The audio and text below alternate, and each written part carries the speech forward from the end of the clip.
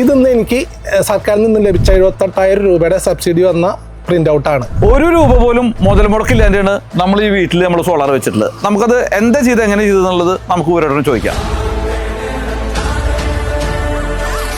എന്നെ സംബന്ധിച്ച് എൻ്റെ വൈദ്യുതി ബില്ല് 3,500-4,000 രൂപയുടെ ഇടയിലായിരുന്നു വന്നിരുന്നത്. ഒരു വലിയ ബില്ല് തന്നെയാണ് അത്. അങ്ങനെ ഞാൻ മിസ്റ്റർ ദീപുമായിട്ട് ബന്ധപ്പെട്ടു. ദീപുമായിട്ട് ദീപു അതിൻ്റെ കറക്റ്റ് കാര്യങ്ങളൊക്കെ എല്ലാം പറഞ്ഞു തന്നു. നമ്മൾ ഇവിടെ വെച്ചിട്ടുള്ളത് വാരി എന്ന് പറഞ്ഞ ബ്രാൻഡാണ്. വാരിസിൽ ഇപ്പോൾ നമുക്ക് ഇന്ത്യയിൽ കിട്ടാവുന്നതിൽ ഏറ്റവും നല്ല ബ്രാൻഡുകളിലൊന്നാണ്.